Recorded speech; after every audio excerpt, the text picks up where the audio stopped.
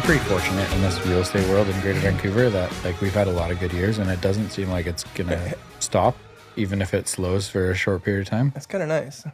But like when you get really busy and you start making money, you value your time so much more than like a paycheck. Oh, I know. It's wild. I know, it's weird. Every year it doesn't make sense because like I thought I'd value money so much better. Yeah. Making more money, but then I realized I don't. Yeah. I do, but I don't. I just want to be free. I don't know if it's the right pursuit. Like when I got into real estate, my goal was, I don't know if I said this to you before, but like my goal was to make $100,000 a year. Yeah. I'd never made $100,000 a year. I was like, let's try to make $100,000 a year. And then basically at that point, I'm 24. I'm like, I'm essentially a billionaire. Yeah. Like I'm making $100K. No, I'm kidding. Yeah. I'm like 3 years older than you. I know, I'm kidding. But you're in your 30s now, so I'm not. How old are you? 28.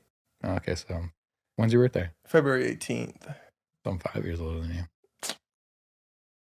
Almost 30, so it's downhill from here. Woo. Honestly, the last 3 years of my life have been the best. So same. Yes. But like coming into the industry, it was pretty money focused. I wanted to work as hard as I could and make as much as I could so that I could like do other shit, right? Yeah. Invest in real estate, buy a house. Like I lived in a 1-bedroom condo that I owned at the time, but like look at what you got now. It's steady progress. I know. Yeah. It's fun, man. It's a fun journey, and it's fun to see how the priorities shift through that. For me, it's almost 9 years now. Yeah. I'm coming on 6 this year. 6? Yeah. Yeah. And like, it's just quick too. Once you start realizing I can't, holy fuck, what am I doing? Like I have no time. You're working 18 hours a day, 7 days a week. And like you got assistants and people doing everything for you, and you're still working 14, 15-hour days. It's like, no. And then you just freed up. I don't know. I got an assistant this year, and like I have time to do things now, which is kind of weird. Did you ever go away in your first year?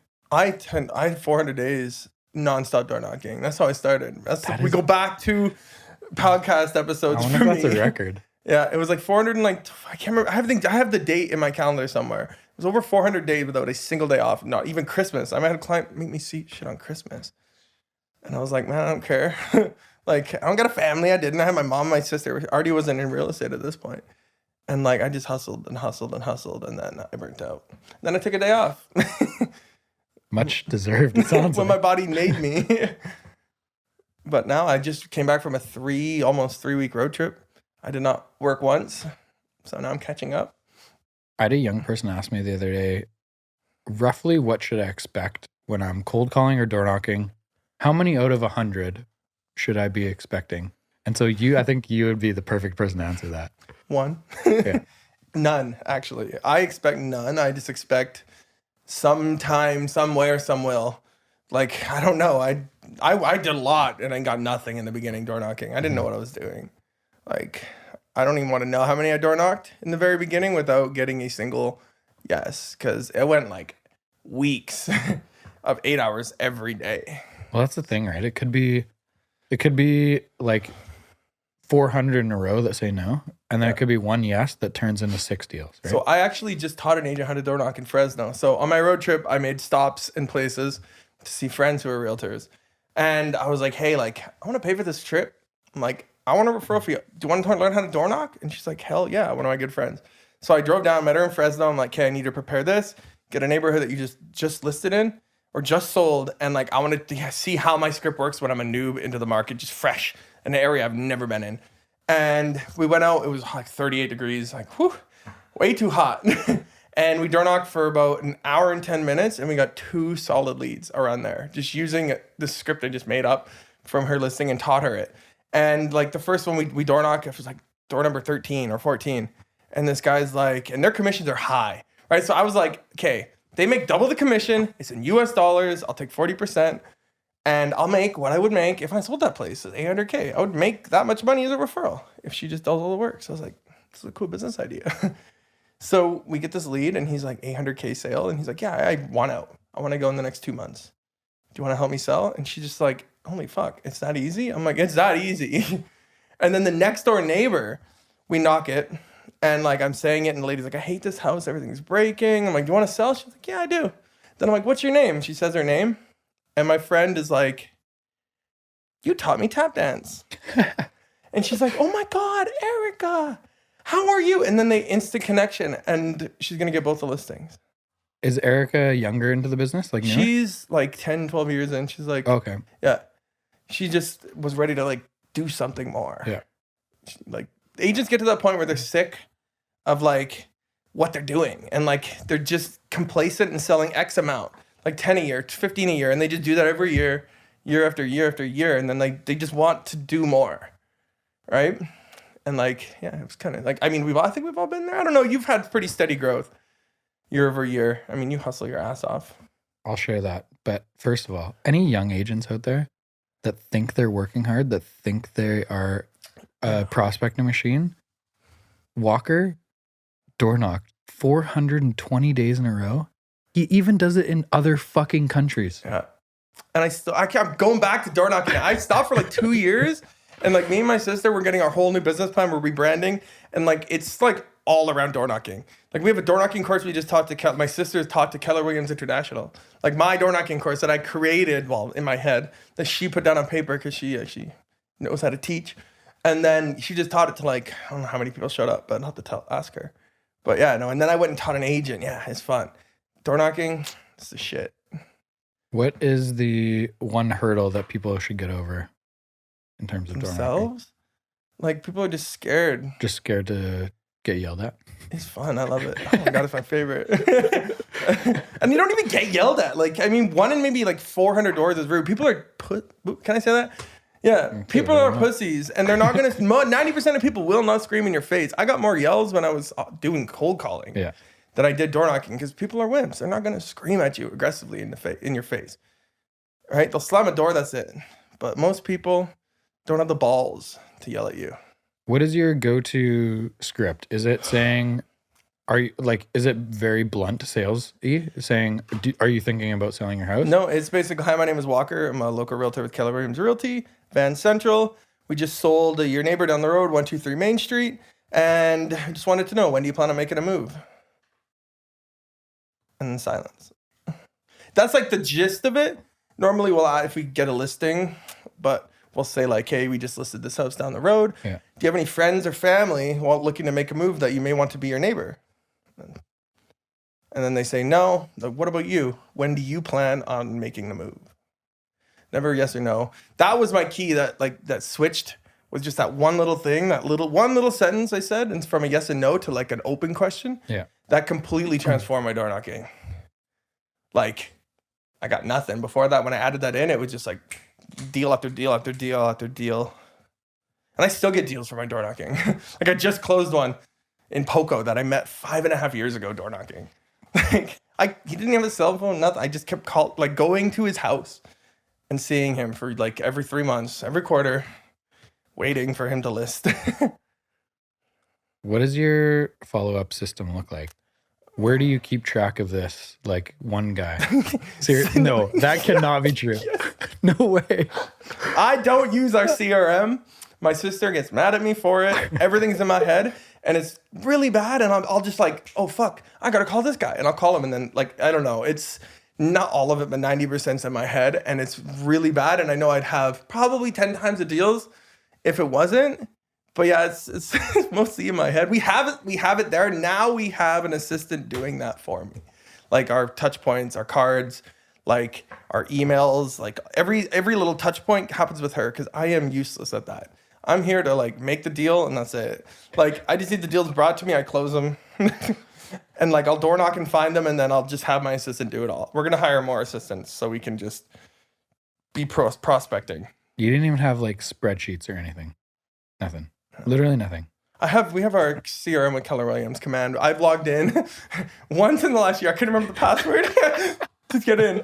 And my sister doesn't understand it either. Don't worry. She's like, how the fuck do you do business? And I'm like, I do business very well. Thank you. We had a door knocking app, but it got too expensive. So I got rid of it. Assholes. It went up like 500 times the price. So I was like, you know what? We don't need that. Yeah. We moved to Oakland this year. Yeah. January 1st. So it's been 10 months almost. And I've logged into that program one time. It asked me to set up my profile with too many questions. And I just exited it and said, Rachel, just let me know if there's anything you need from me. And she does it all. That's the way to do it. It's too much, man. I'm not that kind of person. I'm here to sell houses. I'm not here to fuck around in the CRM. That's just not what I do. Like, I'm young, but I don't know computers. I can't set shit up. If I can save you some time, we tried out probably 5. We researched a dozen, but we probably tried out 4 or 5 CRMs over the last 5 years, and all of them suck. So if you're a CRM programmer, make some good shit. For real estate, please. Real estate and don't is make totally it $5,000 a month. Some of them are ridiculous, but none of them are focused on people like us, right? Our attention span for tedious bullshit is 0.1%, right? Yeah. We'll take 2 minutes. Literally, I signed in to this program. It asked me 3 questions and I was bored, so I left. Yeah. that was it, right? Yeah. Real estate, we need to know contact information, sales, and like keep track of when possessions and stuff like that are. But it's very simple. It's so simple. And also, realtors, put your damn phone number on the list. If I have to call your office to find your shit, like that's another thing. I don't want to show the listing. 100%. It's like I'm trying to get a hold of an agent and it's like, hi, I'm like, oh, Remax. I'm like, I gotta call your agent. You got an open house that ends in 15 minutes. And like, I want to know if it's still even available. Like, I want to get there. I want to be 10 minutes late. I found that doesn't happen as often anymore. It doesn't. But when we started, like 5, 6, 7 years ago, when we started, it was so common, Carl, and it was impossible to get a hold of some people. And you'd call their office to be like Remax 1-800 number bullshit. Be like, hey, I'm looking for John Smith. And they'd be like, oh yeah, we can leave a message with his office. And I'm like, no, I need to talk to John now. You need to give me his cell phone number. And they'll make up some excuse or something and be like, I need to write an offer immediately. I need John Smith's phone number now. And then they would give it to you. Yeah. But it was so hard to get a cell phone number for some reason. I don't know. If you are a seller, that's one of the questions you should be asking your realtors is like, how do other realtors get a hold of you? I agree. And if it's, they get my email, they got my phone number, I answer my phone 24/7. Perfect. That's a good person to hire. If it is, they're going to get my office number and I'm going to return their call in 7 to 10 business days. Yeah. Also, if your agent, if you text them and they don't respond and like, I mean, all I know is agents, we're always on our phones. Okay. We don't have like, I respond to my texts. Like it's scary sometimes how fast my clients are like, whoa. And I'm like, hey, what? You texted me. Like, sorry, I responded instantly. Like, is that bad? Like, I don't have any. I always talk to my team about this. And so interesting questions to ask you is like, what is your standard in your head? What do you think you should reply to an email to? What do you think you should reply to a text to? An email within 24 hours and a text instantly. Okay. If I'm on my phone. Within 24, like within the next business day, I have an email I got to respond to actually. Thank you for that. That was yesterday, but I'll do that tomorrow. But I mean, I think text, not instantly, but like when you're available with a text, like outside of like 9 p.m. later, I don't. Yeah. And then an email, I think like within the next business day. Yeah. Unless it's an offer and it's time, like you need time to like, you need to look at it ASAP. Sure. I think there's different levels, obviously. So someone saying, hey, we're thinking of selling our home. Me and my husband would like you to come over and have a look at our home. Like 25 seconds. Oh, immediately, right? Like if they waited 24 hours, right? I can't tell you how many times in my career we've got like, because our online lead gen is very good. And so we get a lot of people that are just like Googling Tri-Cities Realtor, Newest Realtor, whatever. And they're finding us with like a few other realtors and they're emailing saying, hey, we're thinking about selling our home. Can somebody contact me to discuss? And I can't tell you how many times like I've emailed immediately and their reaction is, wow. Yeah. I contacted somebody yesterday. I haven't heard back from yet. You contacted me right away. I got a story about that. I got a story about that. We win. Mm-hmm. Like it's so easy. It's that simple. It's so easy. I have a crazy thing. So I had a lead. Remember that penthouse I listed in well, maybe not, but I did that crazy video for like the Embrace the Rain one. What city? In downtown. Okay. And so I had a lead like email me. It was like 11:30 at night. And he was like, hey, I want to see it tomorrow. And I was just short notice. And I called him. And he was like, whoa. He declined the call. He texted me. He's like, did I just email you? And I'm like, yeah. He's like, I just emailed you. And he called me back. And he's like, are you on your, I'm like, no, I'm like, you wanted to see it tomorrow. I'm just letting you know it's vacant. Meet me there at like 11 a.m. I meet him there, and he's a very high net worth individual. And it's the person we were talking about before this with the wine, them. And they were just like, we were so impressed that we want to use you as a realtor. And they bought like a $2.8 million condo from me, like a week and a half later. Just because how fast I responded to his email with a call. Like, because I was like, this guy wants to come see my penthouse. He's obviously legit. And instant. And I got the lead. I got the client, and we bought my biggest condo sale ever. This might be a tough question to answer, but I think about it often. We now have a team. There's 4 other realtors on our team. When we're bringing on new people, we're always trying to like figure out what's the right personality that's going to fit with this group. What's the right personality that's going to fit with our typical like clients that we have? What's the right personality that is going to be able to start from zero, have a lot of failure in the first 24 months because it's a really hard business to get into, but use that as motivation to get better and like grow. Yeah. Do you think people can be a good realtor? Good meaning like successful. Good does not mean selling 5 homes a year. Good meaning like successful if they're not money motivated. No. I know. I keep coming back to that. I don't think so. And it's because you have to be in the beginning, because I wouldn't be doing this if I wasn't motivated by money. Like I couldn't, like it's fucking hell. Like your first, I'd say 4 years, like I'm only 6 years in, and like, I'm really just starting to get to the point where I can chill. And if I wasn't motivated by money, I sure as hell wouldn't be doing this business, because you make a lot of money, but I don't know where it is. Now I do, but I don't know where it went. Like, how does someone spend that much money? I made like 10 grand a year growing up, my mom. Now I'm making 200 grand a year, and I was like, where did it go? I don't have any real estate. I do now, but it just keeps getting reinvested back in. You got to want more. Like 100 grand a year isn't a lot in the Lower Mainland. 150 grand a year isn't a lot in the Lower Mainland, right? And like, we don't make that giant commissions. Like, the people think we do. I mean, yeah, it's a lot, but it's not in the grand scheme of things for the droughts we go through as realtors, unless we're constantly hustling and trying to find the next deal to make more money. The reason I bring it up is because you said you answered that client's email at 11:30 p.m. or whatever time. And what's your motivation to answer that email? As you're falling asleep, are you watching like, if you're not motivated to make money, and totally. But if you're not, if you're a lifestyle person, you're not gonna. You're shutting your phone off at 6. Yeah. You're watching Netflix with your spouse or whatever. Exactly. Some people can do that. That works for some. It depends on their business. But like, I mean, because like I know there's lots of realtors that do that, right? It all depends on how they get their clients. And like, that's how I get mine. But do any do that are like selling 40, 50 homes a year? I don't know. I think only when you're established. Like, when you're in your 40s and you've been working for 20 years aggressively like you are right now. I'm not working that aggressive, Well, I am now. For the first 5 years, let's say, you get to a point where you've proven yourself. You've built up enough relationships that are actively referring you clients. You've built up enough database that are coming back to you every 4 or 5 years as they're moving or investing or whatever. And then you can kind of like take a step back from the door knocking or whatever. Yeah. But to begin, I think it's a losing formula. I agree.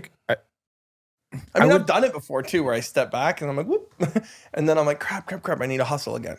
Right. So the fine balance people need to find. I think it's the hard part too, especially when you're an overworker like us. Yeah. We'll go and go and go and go and go and go until we can't. I don't know if you did that in your first few years, but I did it for probably 36 months. Yeah. 3 years. Yeah. And it's not sustainable. Like I hated the industry after like 2 years in. Like I was like broken completely from it. Even making $250K a year, I just couldn't do it because like I was not sustainable to my mental health, physical health, like emotional health, anything. Right? Because like I would chase the bag too much. And then I always have been client focused, but I mean, I just started like understanding that my clients come first, right? And just putting them first and knowing that if he emailed me at 11:30 at night, he's up and thinking real estate, right? So that's the good time to catch him. That's when they want to talk real estate. They want to talk to you because he's emailing me. And like, that's just how I looked at it and how I still look at it. It's a bit of an awkward thing to talk about, right? Because it sounds like a very selfish mindset. especially in a customer service industry where the way you treat people is going to result in you doing better or worse. Yeah. And so if you're expressing yourself as, I care about the paycheck, but I think about it so differently that, like, yes, I would like to be financially free in my entire life. What does that number look like? I have no clue. I'm trying to figure it out as I go. Yeah. But the fact that I want to be financially free is forcing my customer service to be way better so that people never leave me and they refer their friends to me and they absolutely love me. Exactly. And that's where you can actually break out a little bit and like not have to hustle so hard. Yeah. Because you've got it kind of working because of how you treat people. Right? You just treat people so good that they come back. It's simple. Such a weird industry. I know. It's so much fun. Like you said something earlier about like, what was your first year like? My first year was I don't know if I've ever told you this. First year was a grind, man. I did everything and anything. I wasn't very outgoing. So like door knocking and cold calling were very challenging for me and I did not feel comfortable or confident doing them, but I did it. How old were you in your first year? 24. Yeah. So I probably was not very successful at those couple things because of my confidence level. I'm someone who needs to work harder than other people to know that I know a ton of information. And then I build a lot of confidence off of knowing all that information. Yeah. So now that I'm 9 years in, I did a fuck ton of transactions. I know a lot about this world. Yeah. My confidence is very easy to see, I think, from clients' perspective. But 7 years ago, it was not. So year one was tough. It was a lot of following Jamie around, sitting in his backseat, just listening. Yeah. I really learn best probably by observing and being in that moment rather than reading. Like for me, the real estate course doesn't teach you anything either. Bullshit. That's bullshit. That aside, continue. But I had this really lucky opportunity to see someone who's top 1% selling 50, 60 places a year and just get to watch and listen to all the conversations. So I absorbed a lot that way. But the first year was really tough, man. I was working at a bank before I got in. So I was making $14.83 an hour. Yeah. Every 2 weeks as I got my paycheck, my net worth was going down. Yep. Because my mortgage was like $1,000 at the time. My bi-weekly paychecks were like $827. So subtract strata fees, property taxes, food, and I'm in the negative every month. So it was pretty intimidating. And I knew I always wanted to work for myself, didn't know exactly what I wanted to do, and always had like an interest in real estate. So I just called Jamie, who I used to buy my condo 2 or 3 years before, and said, hey, I signed up for the real estate course last night. I'm quitting my job tomorrow. Do you have any advice? Like, can you help me? Don't quit it yet. And so he's like, just get through the course as quickly as you can. So I did. I think you can submit, or back then anyway, you could submit two assignments every week. Yep. That's the same with me. So I was like, bam, bam, bam. Because I did the same thing. I quit my job and I was like, fuck, we can't start yet. I know. So it took 10 weeks. Yep. And then you can't sign up for the exam until you submit or pass the 20th test or online assignment. And then so sign up for the exam. So I think it was like 2.5 months from like sign up to pass exam. Yeah. And then you got other courses to do. And as soon as I passed I quit the job actually before I passed the exam. So that was a bit risky, but I did the same thing. I studied. I didn't realize that when you finish the exam, you still got like that other course to do. And I was like, shit, I can't sell yet? It's like, fuck, I can't go back to my job. That's embarrassing. I told him I'd be a millionaire in like 10 years. So I'm like, I can't go back. It took me 3 months to like subject removed on my first deal. 5 months for the first paycheck. How'd that feel? What was it? Do you remember the address? A little bit validating. I don't remember the address, but I remember the exact house. It was a blue. How much did it go for? Do you remember that? 2-story. Yeah. You remember how much your first commission check was? Delta. Almost? Yeah, it was $585,000 in Delta in 2014. Yep. Single family home that's probably worth 1.4, 1.3 now. And my first commission check I think was like $4,600. Yeah. After like the split with Jamie. Yeah. And you're like, woo, I'm rich. I know. It's interesting though, because at that time, working like with a partner and splitting commission checks, $4,600 was like one of my highest commissions that entire year. So my first year, I ended with doing 17 transactions. Yeah. but it took 3 months for the first one. And at the end of that year, I think my pay stub was 50 grand, which was slightly higher than the bank, but quite a bit less than like bartending the previous year. And basically broke even in terms of like what I spent on marketing. I had bought a new car because I was so embarrassed driving my 2-door Chevy around, picking up clients. Because those were the days where you would like pick clients up and drive them around. I was 2016 when I started. I had my Honda Civic that got T-boned, and I'm picking clients up. I had to like reef open the passenger door. I'm like, hey, I'm like, fuck. Can't get in now because the fucking door is broken, but you can sit in the back. Yeah. So I would have to fold seats down for people to get in the back, right? And I was so embarrassed about that. So half the time I had buyer tours, I would call Jamie that morning and be like, hey, what are you doing from 2:30 to 7? He's like, I don't know, whatever. He didn't have any appointments. I was like, sweet, I'm taking your car. So I'd go to his house, leave my car, leave him the key if he needed to run off somewhere, and take his car because he had a 4-door Camry, which was a big step up from what I had. Yeah. Oh, man. So I bought a new car that year. So by the end of the year... What did you buy? Did you go like me and buy a Range Rover? So it's funny, man. I was in the dealership looking at a Honda Accord, which was like $35,000 brand new at the time. Mm-hmm. I was going to lease it, try to like extend the payments as much as possible. So my monthlies were pretty low. Yeah. I remember walking out of there being like, this is not motivating me. I did not get into this industry to buy a Honda Accord. Not that Honda Accord is a bad car. It just like wasn't me and my personality. Mm-hmm. So then I got home that night. I went into that dealership that morning being like, here's my deposit. I'm ready to go. Let's get this thing on the road. I can't do this 2-door car anymore. And then I get home that night and start Googling like cost of different cars and like, what does the lease look like on this car? And I found Audi Q5. Mm-hmm. Base model was like $42,000 at the time. And I'm like, man, I could pay like another $7,000 and get like basically at that time for me, that was like a dream car. Yeah. And my monthly payment went up like $250, which is significant. $350 to like $600 a month. Making no money at the time. I think I had received maybe 4 or 5 commission checks at the time. And you use those commission checks to qualify too, probably. Exactly. You're like, look at all the commission I got coming in. Yeah. Look at this. My last month looks really good. And I'm like, screw it. This is going to make me work harder. This is going to like... It does. On that Friday afternoon at 4 p.m., this is going to make me like do the extra 45 phone calls. The money is the motivation. It's like, shit, I got to pay this. Huge. Mm-hmm. So it was big for me. And I went the Audi Q5. That was my first real estate car. Yeah. I went the Range Rover, Land Rover Discovery. Similar. Yeah. Similar ballpark and price, probably similar size. I went from a Honda Civic that was fucking destroyed. Literally, like, I had a client, we got T-boned on like Como Lake and like going to showings with my clients.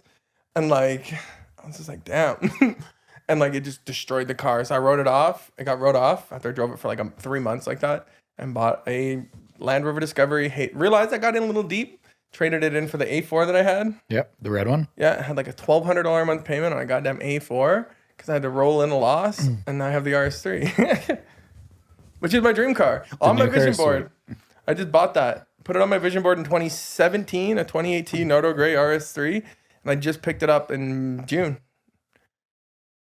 And it's weird. What else is on that board? There was a house for my mom, which I bought in June last year, right before she died. I bought her a house. And then she died like a month later. And then there was like a whole bunch of condos for investments. And now I have 7 investment properties. Yeah. So you hate this business is what you're saying? It. Yeah, I hate it. Wait, yeah, I know I hate it. Hate it a lot. Yeah. And the people we meet too, like I've got the closest friends were my clients that I met in that long time ago.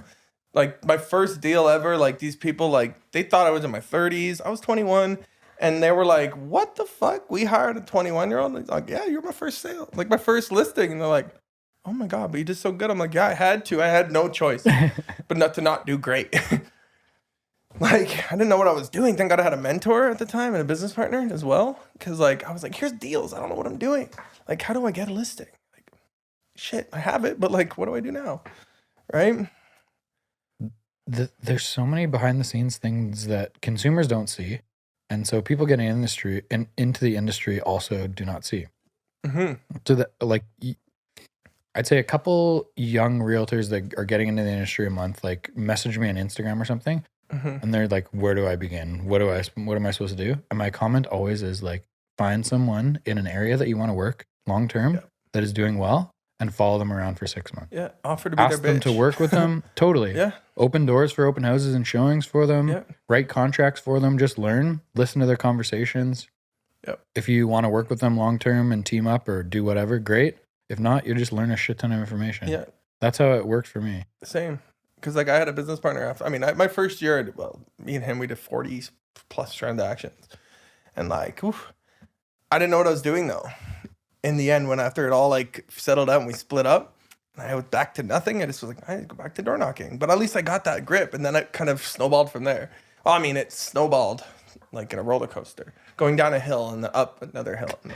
And now it's kind of like, I don't know, like we're at 33 for the year so far, which I'm like, damn, that's pretty good. And I took time off. Shit. Like I was just off for 2.5 weeks and I'm still selling shit. Like that's where I wanted to be. Making that first 100K, which I did. And then I was like, shit, 200K. And it's like, fuck, holy shit. This is like a legitimate business. And you can do incredibly well and be young and fake it till you make it. And then like you eventually make it. And then you're like you were saying, you can like, you command respect. People know who you are. Right. And I feel like I'm starting to get to that point now where it's kind of cool. See all that hard work paying off finally, and like getting the respect from agents, from your clients. I got high net worth clients who buy 15 properties from me. And that's like, it's like shit. It just feels good. Yeah. And it's not about the money then, because the money's going to come. It turns into like being about the people and like about your clients. And like the clients actually notice that big. You figure out what is a valuable investment in your time, right? Yeah. And time is limited. I lost my mom last year, right? Like, it's just me and my sister now. My dad passed when I was young. So, like, I always valued people in my life because they were there very short time typically. So, like, it was when I became a realtor, like, that was noticed, just how I treat them. And, like, that kind of probably got me more than me actually knowing what I'm doing in the beginning. Because, I'll be honest, I didn't. But I tried. The disadvantage of our industry for consumers is that most people in our industry don't know what they're doing. Mm-hmm. Most, right? High percentage. Careful what you say. No, I'm fully on board but with standing behind. Historically, I'm standing behind this comment of most people in our industry have no clue what they're doing. Yeah. But the reason that they do well is because they're good people, right? They can communicate. They make friends. They're relationship based. Yeah. And it works. It does. But do they know how to negotiate contracts? Do they know how to handle multiple offers? They don't. Most don't. No, they don't. And I love that because like I do. And most don't know how to market properly. Like there's a big long list of things that make you the next level of realtor in BC. And most people are not close to that. Yeah. But your video game's on point. You guys, we're getting better. Yeah, no, I like it. It. See, that's something we're bringing in now. We're rebranding as video because like I suck at videos. Like everyone sucks though. But I did a great video that embraced the rain. You should watch that. I should show it to you. I don't know if you've seen it, but I'll watch it after. Damn, that's good. And like video. Yeah. But like where's the industry shifting? Because video's been in for a long time now. And like we seem to be cyclical when what comes in and out. What do you think's next? So reels are in right now. Yeah, reels. So property videos. This is the trajectory of my career in social media. Yeah. Year 1 to 3 was posting a cool photo, professional photos, right? Yeah. A lot of realtors didn't do professional photos. They just had their iPhone or their phone. They would take photos and post them on MLS. There'd be 7 photos. They'd be dark. They'd be sideways. Some upside down. There still is. I saw one the other day. It was upside down. I was like, damn, what are we looking at? It is ridiculous. So professional photos was like the thing, year 1 to 3 for me, that most people didn't do. We stood out and we would like boost photos on social media, on Facebook, and some would get like 30, 40,000 views by putting $50 behind a boosted post on Facebook, which is mind blowing today. Because if you put $50 behind a boosted post on Facebook, you might get like 200 or 300 views. But do you know what Facebook leads are? Do you do Facebook leads? We don't really invest. Want to know my ton cost in per Facebook lead? anymore. We make a ton of money on Facebook leads. $1 a lead. And like we've converted probably 6 in the last year. And like we spend maybe $500-$600. How many leads do you get? It's depends on what we put. We'll just do $100 behind an ad, and it'll get like 70 to 100 leads.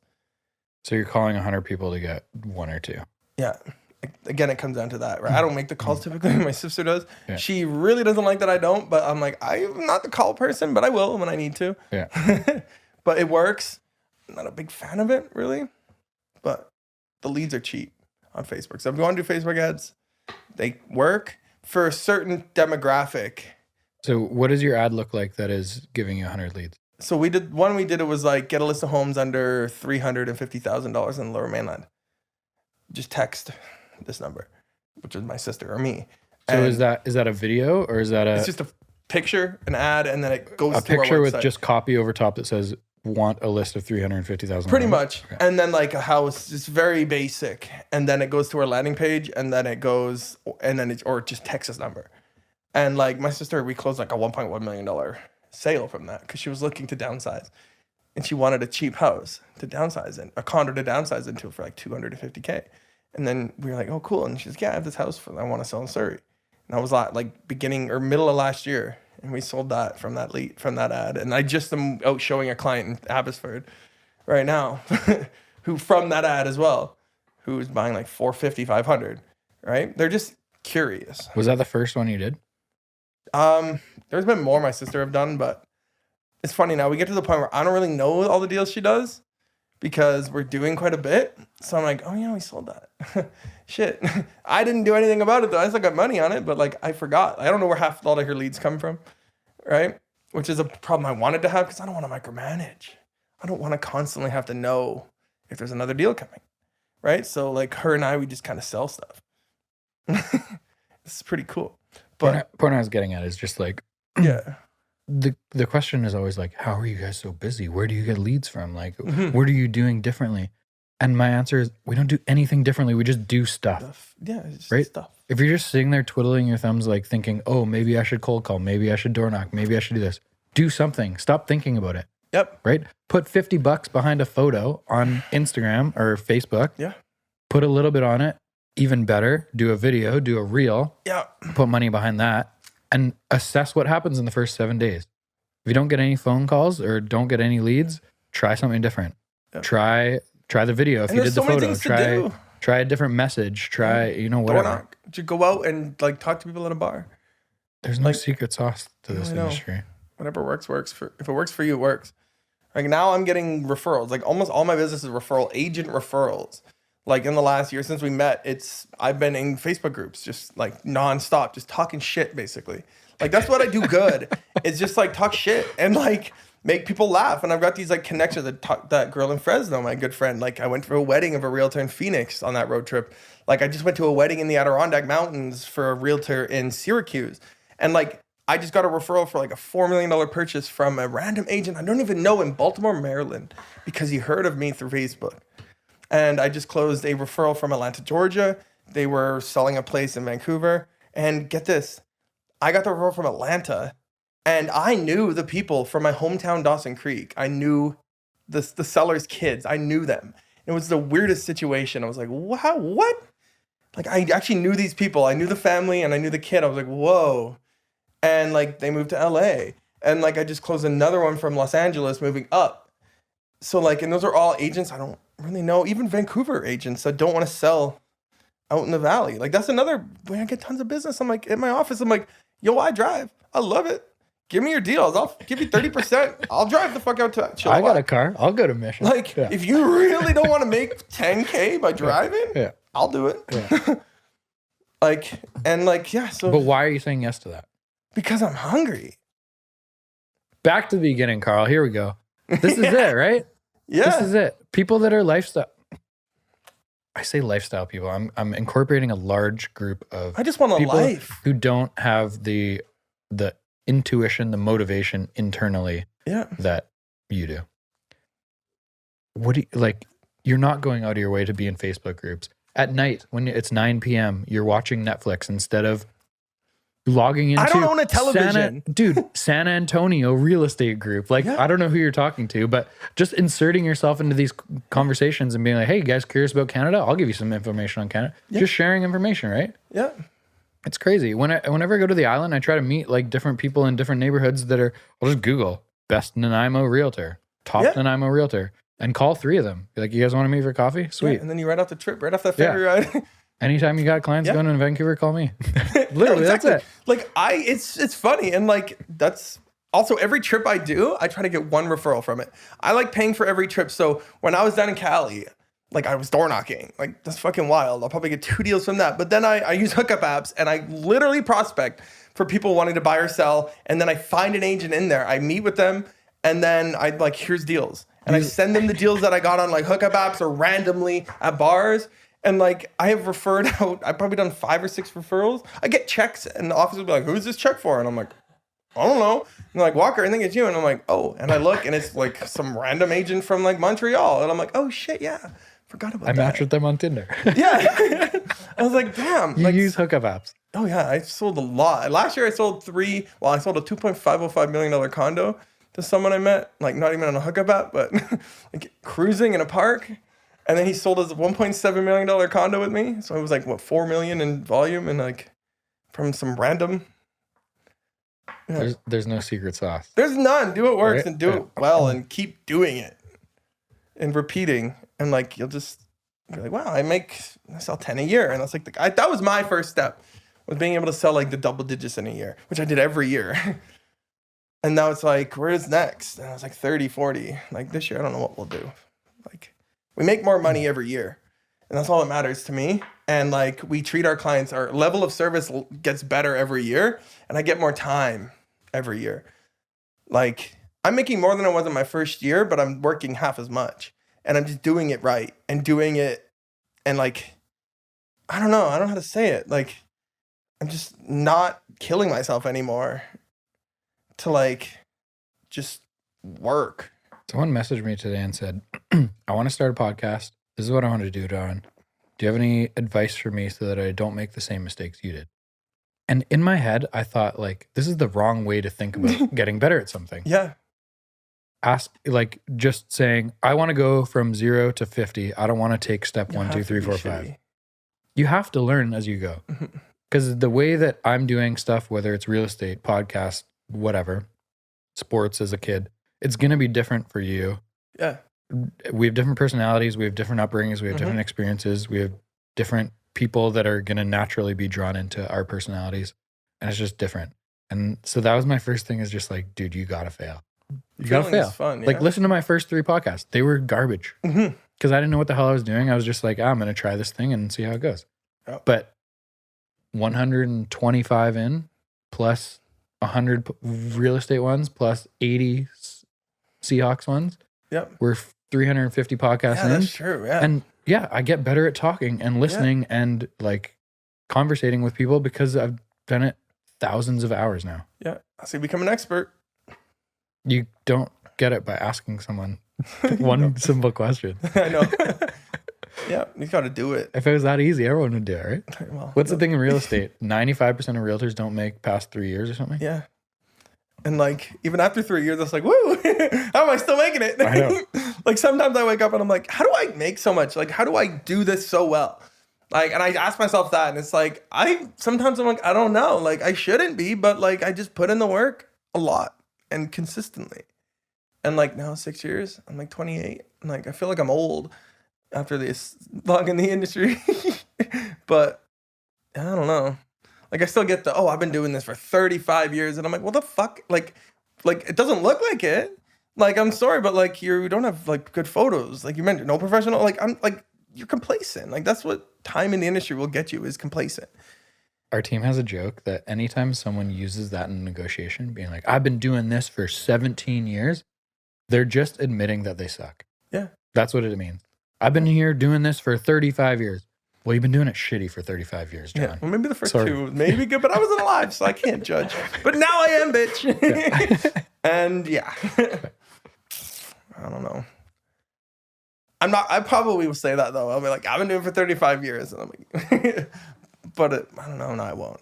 I think I've just seen and heard it too many times that I will never ever use that. Yeah, I don't think I could. I know how it like makes me angry and boils my blood inside. Yeah. Even when they're trying to be nice, and I'm like, because usually it's just hiding lack of knowledge, right? They're saying I've been doing this for 20 years, but you're like, sweet, that's great.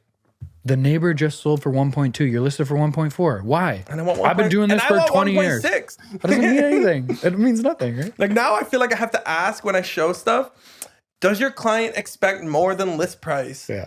Like, and I shouldn't have to ask that. Like when I'm showing $1.5 million houses, like, is this your client's expectation or do they want 1.7? Because I'm sick of showing a house, writing an offer. That's good with the comps. And then getting a counter like 150K over ask when no other offers 130 days on the market. It's like, wait, what? And then like I look like the dick or like the asshole to my clients. It's like, wait, what's happening? And it's like, this is what happens when you don't understand the market. We're in a shift right now. In every single intro buyer meeting, I try to use this line. List price does not equal market value. Yeah. List price is a marketing number, and some realtors use it to get more people in the door and list really, really low on purpose so that their sale price will be higher and they'll sell really quickly. So just know that when you see something pop up in your search and it's $899 and you're looking for a 2-bedroom condo in Burnaby and you see a single family home that lists for $899, there's a reason that it seems too good to be true. So I try to express that in every single first buyer meeting that new clients, first time buyers, investors, it doesn't matter. Yep. Like explaining to them that list price is strategic.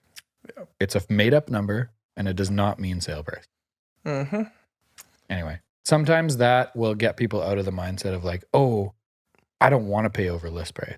They'll say that. Be like, well, if you're buying a $2 million home for 1.6 and you're paying over list price, that's a pretty fucking good deal. Yeah, right. So pay over list price. Who gives a shit what the list price is? It doesn't matter. Exactly. Especially in these shifts because like a lot of agents won't show shit that's got an offer date. Yeah. And I'm like, that's a good opportunity sometimes because sometimes if the agent doesn't understand, they only get 2 offers, you can just sneak in a strong offer and win it and save your clients $100K, $75K.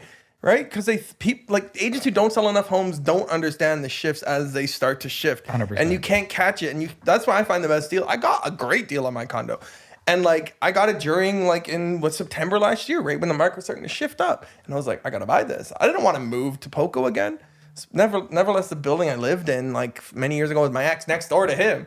Like thank God he wasn't there. But like I was like, but it was a good opportunity. And I didn't even look at it. Like every other house I bought, I just bought. I try to find out like what is important to these people. So like first time buyers, let's say they're interested in music, for example. Oh, what kind of music do you like to play? Piano. Perfect. I have a brand new piano. I'm going to list it at $500. Would you pay over list price for that? They'd be like, yeah, it's worth 10 grand. Point made. Exactly. Right? Yep. It doesn't matter what it is. Lumber, Carl. How much was fucking lumber 2 years ago? If I was going to sell you a 2x4, my list price is $2, you'd probably pay $25 for it. Yeah. Right. Probably still would. Right? Yeah. So that's the point. Is just understanding that the list price is not, it doesn't mean anything about market value. Exactly. Even nowadays when the market's starting to shift again too, it's like, wow, boom, list price 500, cool. Offer 470. On the opposite spectrum, let's say that $10,000 piano, I post it $20,000. Do you think it's a good deal at 18? You're paying under list price.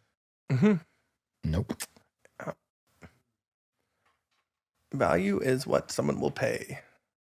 Someone will pay, then it's or the bank act. Well, there's a fine balance between the banks and what people will pay, but usually in Greater Vancouver, though, we rarely have situations where I had a really big one under. Rarely though. It was rare. That's the first one. It was like 700,000 under.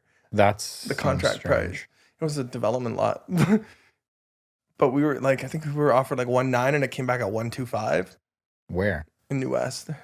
How big? You know my 22nd Street shit, right? It was there. You see those crazy sales? So it's just an appraiser that doesn't understand the OCP, maybe. No, we had multiple appraisals done, and it was just because of no, it's not OCP yet. Well, right? It's not rezoned yet. It's not even in. There's like a potential. We're all speculation. Then there was too many speculation sales, and they were just like, just no. We're not going to value this teardown at 1.9, 2 mil. And then it ended up selling for like 2.3, which is really weird. Like, I don't know. This was last year during the craziness. That's a bit different. But like the normal the residential real estate transaction, like Here's 3 other homes in the neighborhood that have sold for 1.6. Yeah. That's why we're paying 1.6. And the appraisals always come back like right on to what you're paying. It's like, Carl knows my thoughts on appraisers and appraisals. I mean, the people are not bad people. They're nice people. They're trying to do their job properly. I just like that I don't have to show them it because like they take 5 minutes and then they're gone. And I'm like, I drove out here for this. The purpose of the appraisal in 99% of situations in residential transactions is completely useless. Completely useless. It's an open market, posted on MLS, been on market for 7 days. They have a day for offers. It gets 6 offers and it sells. That's what the property's worth. It's not what one dude with a 1902 digital camera, like a digital camera, the first era of digital cameras that has blurry photos. It's not what that guy. They're in there for 5 minutes, and then they can pick the whole. They don't even turn on the lights. I know. Sometimes they don't even look in a room. They're just like, yeah, there's a room. They're like, and usually on the way out the door, Carl, they're like, so how many offers you get? You're like 6. So what's the contract price? 1.475. Like, oh, miraculously, the appraisal comes back at 1.475. Yeah. Or sometimes 10 grand weird. Over, and you're like, yeah, we got a good deal. You tell your clients, yeah, I came back at 10,000 over. You got a great deal. After they just paid 550,000 over. Over the list price, which means nothing. Exactly, right? Going back to his point. Yeah. Okay. I want to talk about this vision board a little bit because one thing I want to talk to you about was goals. Yeah. Sounds like you've checked off a lot of things on there. Oh, yeah. Like everything almost. So what's your process of like reassessing? Because you're 28 years old. So. And you've checked off a lot of things already. Are you just like, you're like, screw it, I'm out. I'm on a beach in Mexico. No. I mean, I don't know. Like, after my mom died last year, like, she was my why. Like, I had her written down as my why. Like, everything I did was for her. And to like, because I knew she had a short life left. So I worked my ass off to get her anything she wanted she could get. I literally gave her my card and I was like, just buy shit. Or tell me what you want, I'll get you it. She was spoiled. I spent most of my money on her. Because like, I knew in the end she would die. And like, this is fucking twisted. But like, she would die, get it back. So like, to me, it was just like deferring and giving her money so she could be happy in her end. And I did, and I got her a house she was going to go move into, and then she passed away. Like, that was the last thing on my vision board was get her a house and like have her closer to me. And like within 35 days after I closed on that house in Princeton, she passed away. And like, she was like, so that made me realize life's short, right? And like, it can't just be about like the hustle, about the money. I had to start materializing things and actually achieving my goals, which was my vision board. All these little things like this RS3 in Nardo Gray. Like my A4 like started the check engine light and was making some weird fucking noises. And I left on a road trip with a friend to buy a condo in Tumbler Ridge, which is my hometown. And my goal was to go back and buy my hometown. I'd never been back to Tumbler Ridge until I bought that condo. And like as a kid, like that town tried to kill me. Like I found my dad dead on that lawn. And I was like, I'm never coming back here. The trauma was like, oof. And I bought a condo with a guy I randomly met. And he brought up Tumbler Ridge. And I was like, huh? And he's like, there's these cheap condos. I'm like, yeah, I know. And then he's like, how cheap? I'm like, I'm a realtor. Let's buy one. And we bought one. And now we own 3. Well, I own 3. 2 with him, 1 with my sister. And I've sold 7 in this building. And we want to buy the whole building. And we did a road trip together up there. And we like did some work on this condo. We got it rented out for $950 for that one. And then while we were up there, I met with all the agents. And I was like, if you ever get a listing in here, call me. Don't call anyone else. And they're like, okay. So now all the agents call me whenever something comes up. And we've doubled the prices. I made like $50K on the investments. I made my clients that believed in me. I called up my buddy Alex. I'm going to send him this podcast because he literally texted me today. He's like, Joe, I need a deal. Like, find me a fucking deal. Like, I just want something fun. I'm bored. So I sent him shit in Princeton. We're going out on Sunday to Princeton. Like, fuck, I'll drive shit. I don't care. Like, first of all, where's Tumbler Ridge? It's like 13 hours north driving. So farther than Dawson's Creek? It's kind of, yeah. Okay. It's like an hour and a half from Dawson Creek. Okay. Not the TV show. Dawson. But so why do you want to buy this whole building? I want to buy the whole city. It's the town that tried to kill me. And I want to own it. And like it's where else can you buy a condo for $31,000? Tell me where. How old is this building? 1980s, 1984. Like where can you buy anything for $31,000? You can't even get a goddamn car What does the rental look like? Like, first of all, who's the demographic? That miners, like asking? In the mines. So I have that one rented. So short term? Long term. I rent it. I have $950 for the one, $1,000 for the one, $975 for the one. The 2-bedroom that my buddy owns, I think it's like $1,075. Another 1-bedroom I just sold, completed on the 13th. We're gonna get $1,050. Yeah, furnished, and they all come with furniture too. So I paid $31,000 for a fully furnished condo, and then like in the furniture, and I got commissions. I got like a $2,500 commission, and then the furniture up there was like $10,000. So I was like, "Where's the risk?" Like when you talk about buying below the mean, that's what I'm doing. Everything I want to do is below the mean. If it's cheap, I'll buy it, or my clients will. I'll send it to them, and I'll be like, "Buy this," and they buy it. And like, I mean, I just want these condos. Like they make money. Like I checked my accounts the other day because I have a different account for every condo, and I was like $5,300 in one account. I bought this one in May. The other one has like 39. And then one of my rentals in Dawson, I asked Alex, I was like, how much does it take? Like $3,000 in that one in cash flow. And I'm just like, what the fuck? Like, that's like what I made when I was like in passive income, when I was in like, my mom made in a year. That's some passive income in 6 months from these properties. Just sitting in an account that I forget I even have. What does your maintenance look like on these per month? Do you manage them all? I manage one myself. And then we manage, I manage two on my own. And the other ones have like property managers. That take what percentage? $100 a month from these. So 10% up there. And like, they're not very good. I mean, the one's great. The other one is not good at all. But like, I don't want anyone else buying this shit. Like, I want them all. And like, they didn't understand it. They were like, really? And I was like, yeah, here's a cash offer for another one. And then I'm like, get me another one. And they're like, okay, we got one. I'm like, here's a cash offer. Get me another one. And they're like, are you serious? I'm like, fuck yeah, I am. If I wasn't serious, I would have bought the first 3. And then I was like, I can't buy anymore. So I was like, shit, call people. Are you financing these? No. You're paying cash. It's hard to finance something for $30,000. Banks are like, wait, what? Like I got a private mortgage on one just because I was like, we're over leveraged a little bit, but like, whatever. Like it's a $20,000 mortgage. Like, and it still cash flows. I think I still cash flow on that one with the mortgage, like $350 a month with a private mortgage interest only. Like I'll pay it off with the cash flow after like a year. What's the upside potential of these places?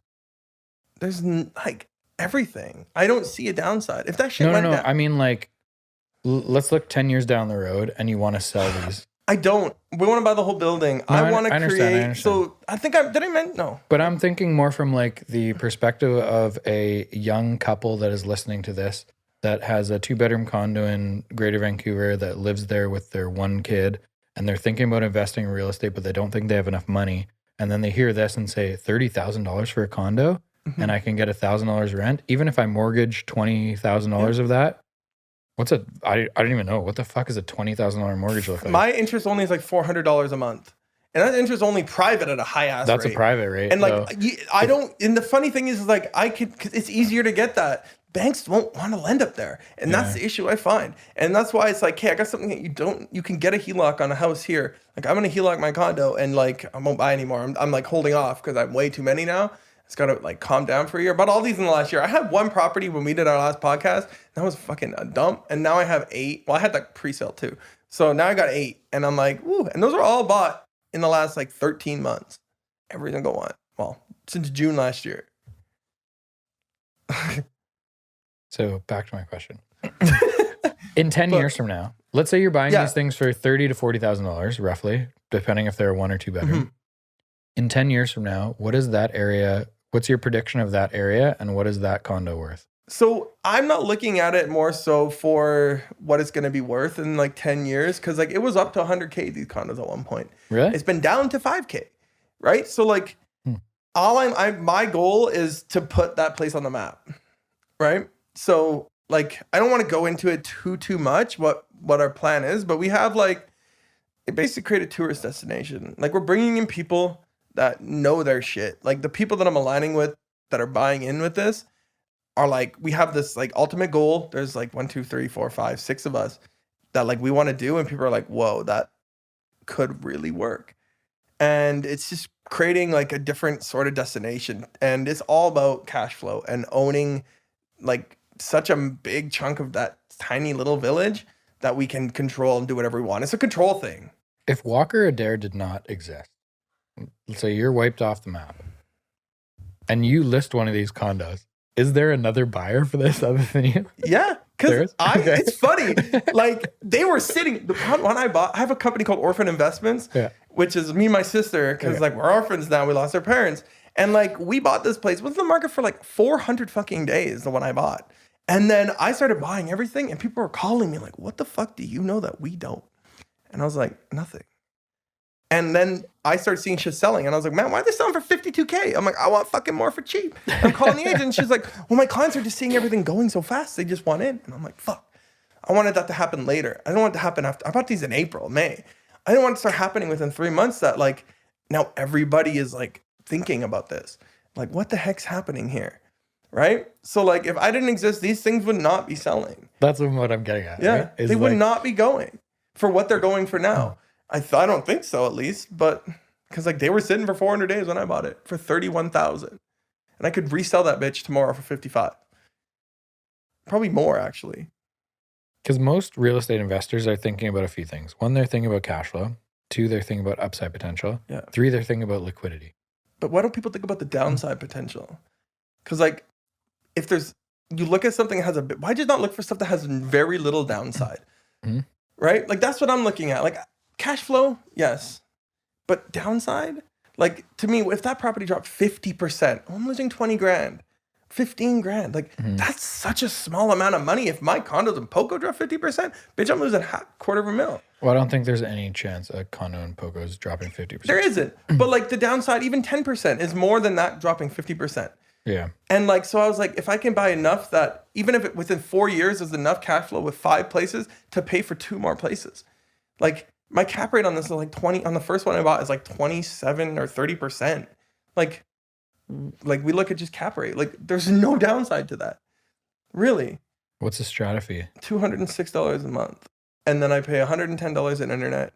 And then I pay. You pay that for the. Yeah, for the they're tenants? all fully furnished and utilities included. And like my bills and insurance come out to like $450 to $500 a month. It'd be kind of nice if you could get 2 next door to each other and then just have one internet service that they both share. So that's part of it. I want to own. I'm going to go into this. We have 7 out of 103 units. I think we own 11% of the building. My people, and we are now putting in shit, and like we're getting enough that we're gonna be able to force shit. Like it's like forced. We want to get like the space Elon Musk's internet. The hell is it called space? I don't know. What is it called? Yeah, his Starlink. Starlink. Because it's cheaper. Bitch, I made $110 for all my units. Now, actually, my neighbor just came up. I can't afford it right now. They want $60K. I'm like, bitch, no. Like, and I bought mine for 41. The neighbor of my one, it just popped up on the market a couple days ago. And I was like, and the agent calls me and I'm like, no, like, I don't want it for that price. Like, no, it's too expensive. And she's like, well, you own this? I'm like, I don't care. Like, I got this one for 41 like a month ago. I'm not paying 60 for this one. Like, sorry. Like, I'll pay 40. That's 1.5 times. Yeah. 20 grand doesn't sound like a lot, but when it's 50% higher than the last one. I bought the first one for 31. And then I bought one for 41, then for 44. And then I sold a 2-bedroom to Alex for 47. He could get 80 for that. I was like, where else can you make that much money? And he's getting cash flow every single month. Like I have clients that are like, what? This doesn't make sense. I'm like, I know. And I don't know why they weren't getting bought before. Like before I bought them, there was like 8 foreclosures for $25,000 that sold a week before I started buying. Foreclosures. Like how the hell? I mean, can't judge, but like you foreclose on a $25K place that rents for $1,000 a month. And so I called all the people who bought those foreclosures. I was like, do you want to sell it? I'll pay you $40K. I'm like, okay. So I bought one of the ones for 41, one for 44 from foreclosures. They just bought them in March. So when I say upside potential, I mean, yes, market value upside potential, but also neighborhood upside potential. I want to make that upside potential. But so what is it though? Because it's 13 hours away from Vancouver. It is in the middle of the mountains. It's got some of the, I don't want to go into it too much but it's got some of the best hunting, fishing, most beautiful country in North America, like that area. It's like northern BC, as high as you can get in BC.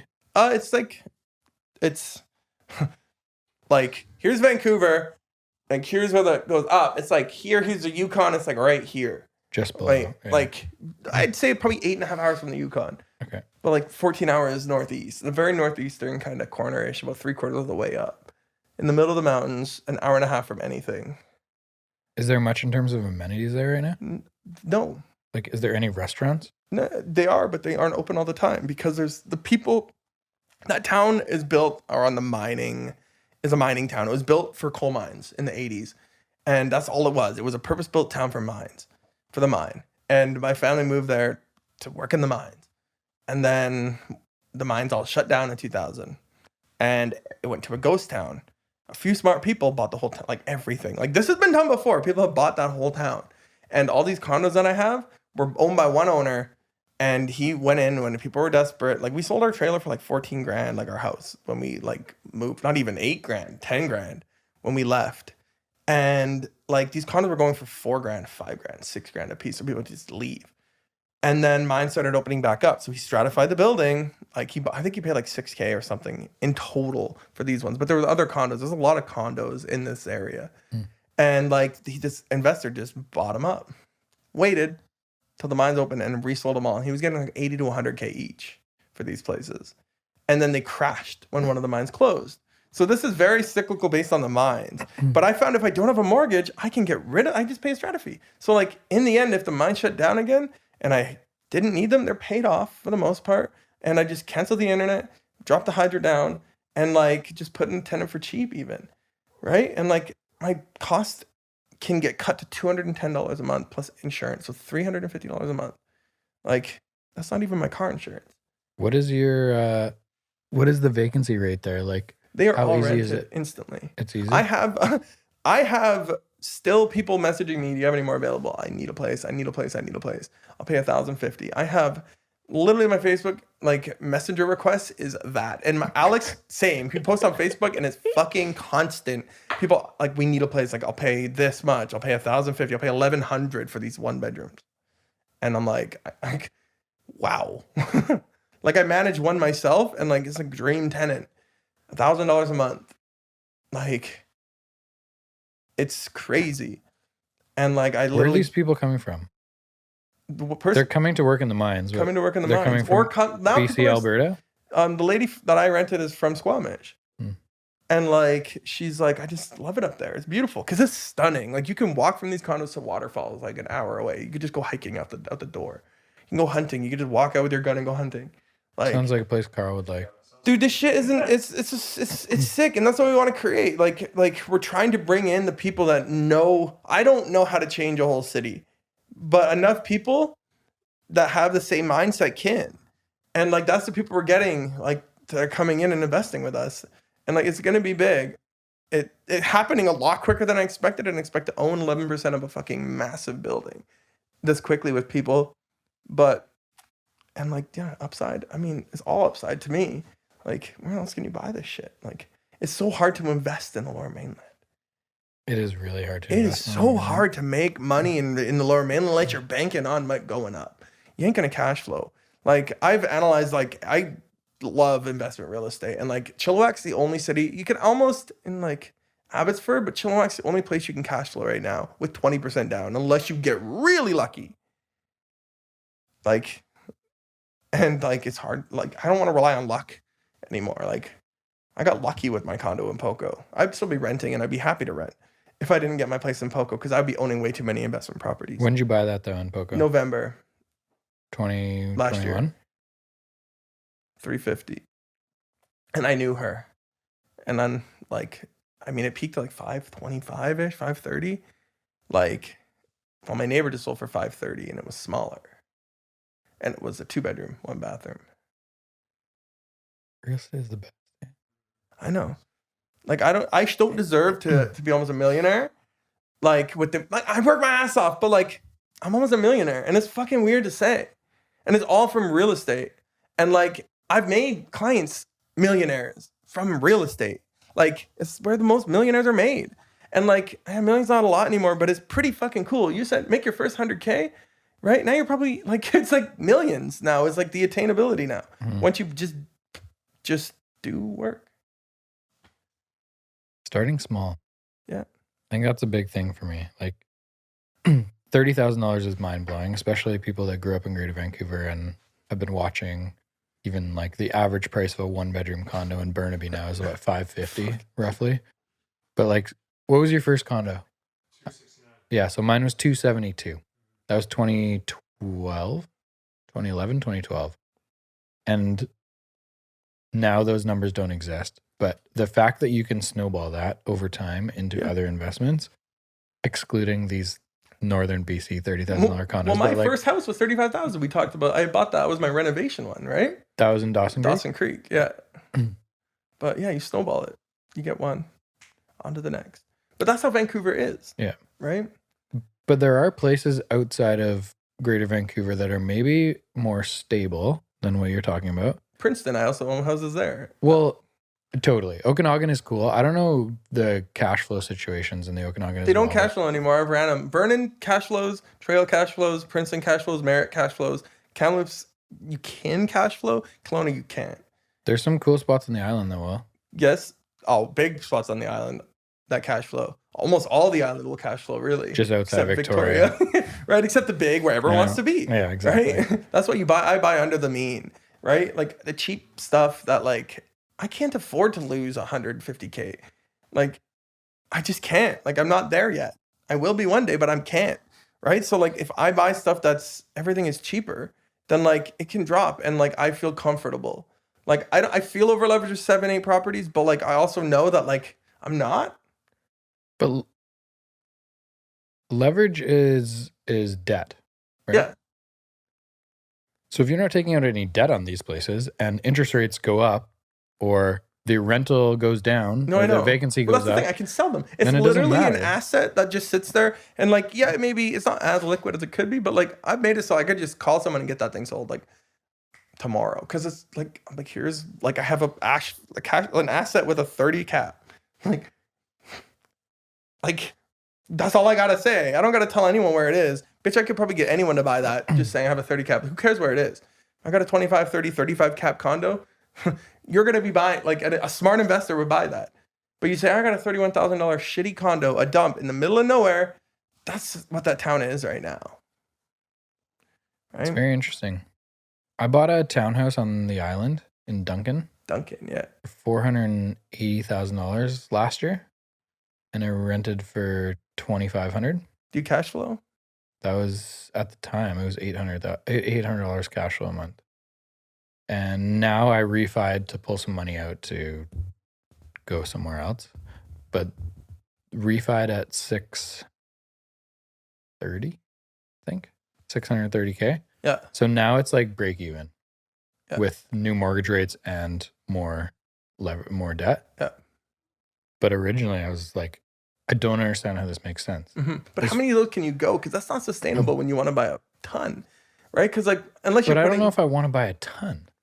Yeah. I'd like to have a couple because I think that area is going to continue to progress as it's pretty close to cities like Nanaimo and Victoria. It's 45 minutes outside each, basically. Well, people can be here. People are doing that in Victoria now. Exactly. Yeah. So I liked it because of the upside potential, and literally 6 months later, I refied it at 630, and I bought it for 480. Yeah. So I have zero cash invested in this place, and it's cash flow neutral. Yep. That's a good asset, right? Yep.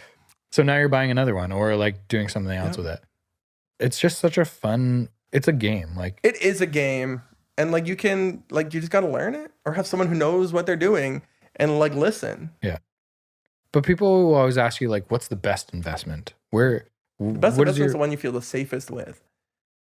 Yeah. My answer is always like doing something is the best investment. Not stocks. Thinking about it for 12 months is not the best investment because you're not doing anything and you're losing rent and principal pay down and you're losing potential capital appreciation. Exactly. But thinking is the worst. That's why most of my decisions are literally just like, I know, just make it, right? Yeah. If you fail, great. You reassess and move on. Exactly. Well, that's why I said, I look at the downside. It's like, okay, if I fail, this is what could happen. It's like, I can take that risk. Of course. Shit. It's like not that big of a risk. You do it and it's like, if it fails, cool. You try it again, another one. If it doesn't, you're like, shit, do it again. It worked. Repeat it. Boom, boom. Like I want to have like 100 doors in the next 10 years. Like that's just where I want to be. 100 condos, a minimum. And like I'm actually working on building my first condo right now in Princeton. So I am probably gonna get 11 doors on that, on the land that got flooded, on the house I bought with my friend, and then the fucking floods, and it got up to the windows. I was like, oh god damn. So like that's got to get torn down. The house is from 1909, and like I'm like it's getting destroyed. But like, how can I help that city? Rentals, and all this rental stock got destroyed, and like I'm already been talking with the city to try to expedite the process. CMHC, they give loans if you put in lower income rentals to help. And like they will help you get the money to build a condo. Like there's all these things you can do if you just like do research and like just to invest and do cool shit. I bought the house for 280 grand. And then like it was a whirlwind, that one. Worse than my the one I bought to renovate. Like I was like, man, we got a place, had a crackhead tenant who was crazy, like literally a meth lab. And like everyone's like, you'll never get him out. I'm like, want to bet? Have y'all ever tried buying someone out? And they're like, no, we don't do that here. I'm like, well, I do. And I gave him, I was like, he's paying $500 a month. And I find him on the street. I was like, I'm leaving with my friend. I'm like, I got to find this dude and like, just see if he'll leave before we remove our subjects this afternoon. And we find him like, how much money to go? He's like, I don't know, man. I'm like, how much money to fucking go and never come back? He's like, $5,000. And I was like, that's too much. And then we removed subjects. And I was like, I wonder if it'll take like 2. So I was like, here's $2,000 cash. You need to leave by the end of the week. He's like, 3. And I'm like, 3? I'm like, go to the bank. I'm like, but you've promised me you'll be gone by the end of the week and you will never come back and you never send your homies around. No one will ever fuck with me. And I'll give you $3,000 cash if you're gone. I'll come back on Sunday, or it was like Saturday or whatever. And he was gone out. And like the neighbors were like, how did you do that? And I'm like, did you never even try giving someone money? Yeah. Like we do that in the city. Money makes everything go. If you have enough. And he was gone, and then it fucking flooded. Didn't even actually just finished the renovation on it. We renovated the coach house, and then the floods happened, and it literally destroyed it. So, have you started talking to developers yet? Yeah. What's your construction cost going to look like for that? A lot. So I've actually, my business partner makes tiny homes, so that's our next route. So he builds like modulars and like really beautiful modulars. So my business partner, he's like, we're going to do a cost plus, and we'll just see if we can get, that's our new thing. Instead of a condo, we want to put on a modular community, all one lot, and just have them as rentals. How with big's one the or lot? two, like 900 square feet. But I'm like working the plans. You can fit 11? Not for modular. For a condo, we could do 11. Okay. But I could probably get 1, 2, 3, what was that one? Like 5, 2 bedrooms, plus my coach house. So... And like rents are high as hell there right now. I'm actually supposed to go on Sunday to go show $150,000 detached. That rent for like $1,200 a month. And my client wants to buy like all of them. Any realtors out there that are a few years into their business and turning down $500,000 condos? This is a good example, man. You never know when you're going to meet someone that is looking for a $150,000 condo. I sold 3 or 4 under $200,000 in my first year. One of them was $129,000, and they're some of my favorite clients of all time. Yeah. They've referred other deals to me. They've bought and sold 3 or 4 times now. But like, you don't know where it snowballs. And you don't know how much money they may have. Like one of the ones that just Exactly. closed, like the guy, like I went to his house, like pick up the commission, or not the commission, like the deposit, and I was like, man, this house is sick. And he's like, I know, right? He's like, it's because I buy everything. He's like, I just buy shit. He's like, I just see something I like. And it was a referral again from Alex, who is like, I met him for sale by owner, getting a divorce basically. I can't take too much, but like, yeah, for sale by owner. And like, it's turned into, we have 2 properties, well, I don't know, 2 or 3 together. And like, he has bought 1, 2, 3, 4, 5, 6, 7, 8, 9, and like bought and sold with me. And like, we're literally going to go buy a couple more, like in the next couple months. Just, we're looking for a flip right now as well, him and I. When you buy with a partner, do you sign agreements together? No and yes. Okay. Not in the beginning, but now yes. Okay.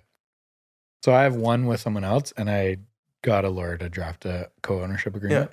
Yeah. There's just so many horror stories, and for the couple $1,000s that it costs to do this, I think it's worth to save the headaches down the road. It's worth it 100%.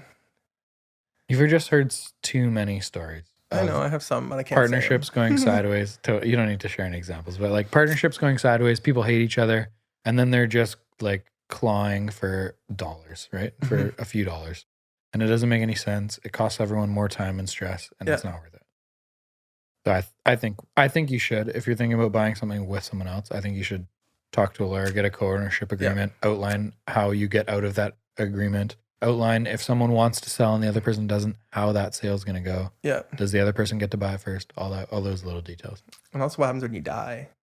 Exactly. And like, does it go to your estate, or does the other partner get to buy it or buy the share first or whatever? I agree. Yeah. Real estate's fun. Don't we love it? I want to take a little bit of a left turn here before we finish. How long have you not been drinking for? I'm 608 days, I think. That's fucking sweet, man. Yeah. Good for you. And that's like, it's been big. Yeah, I'm proud. It was supposed to be, oh, sorry. No, go ahead. It was supposed to be a 30-day, like, just try it and just see. And then I went 30 days and I was like, yeah, let's try drinking again. And I was like, damn, like, I feel like shit. Just like everything, like my mental state, my physical state, like my skin. I mean, I fucking zitty like crazy, but like just all the stress from the driving. But like just my like spiritual well-being after like 30 days was just weird. It was different. And then I was like, I've never gone longer than 30 days. So I was like, let's try like 60 days. And at 60 days, I was like, holy shit. Like I had this different outlook. Just my life like did a full 360.